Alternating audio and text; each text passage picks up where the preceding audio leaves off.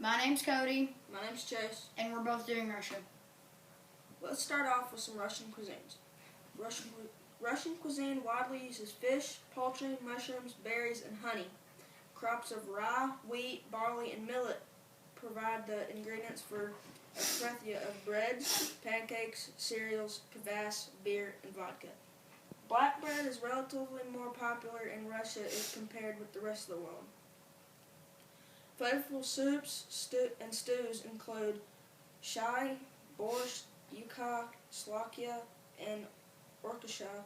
Smente, a heavy sour cream, is often added to soups and salads. Prażiki, blini, and simiki are native types of pancakes.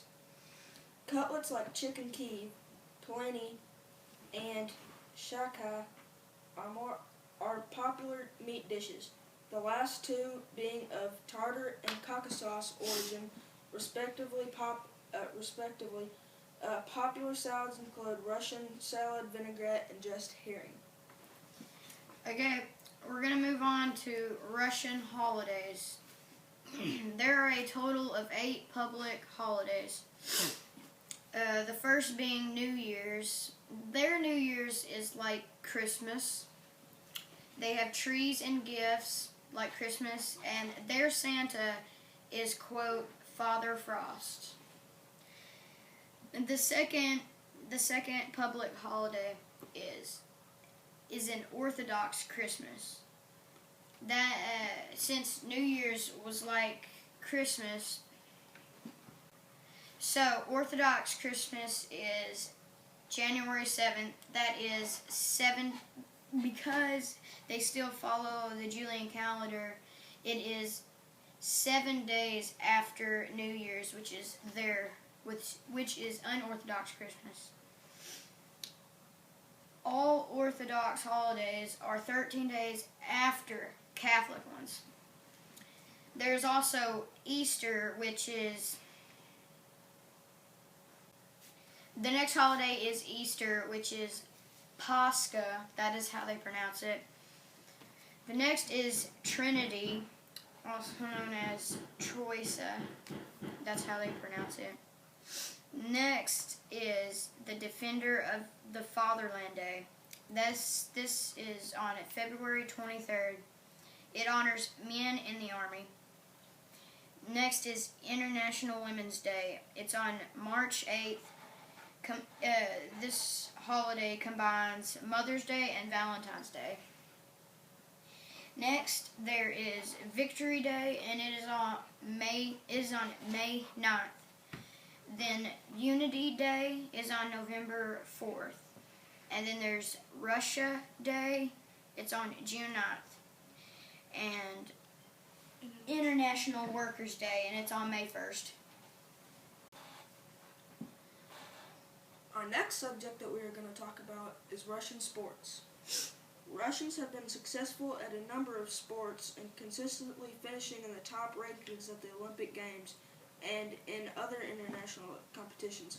Combining the total medals of Soviet Union and Russia, the country is second among all nations by number of gold medals both at the Summer Olympics and at the Winter Olympics. During the Soviet era, the National Olympics team placed first in the total number of medals won at 14 of its 18 appearances. With these performances, the USSR was the dominant Olympic power of its era. Since the 1952 Olympic Games, Soviet and later Russian athletes have always been in the top 3 for the number of gold medals collected at the Summer Olympics. Okay, next we're going to follow up on his topic of Russian sports. In addition to the sports we have already mentioned, here are some others. Russia has some of the best athletes in the world. Some of the sports that they excel at are ice hockey, boxing, weightlifting, shooting, and handball. Russian athletes have continued to dominate international competitions.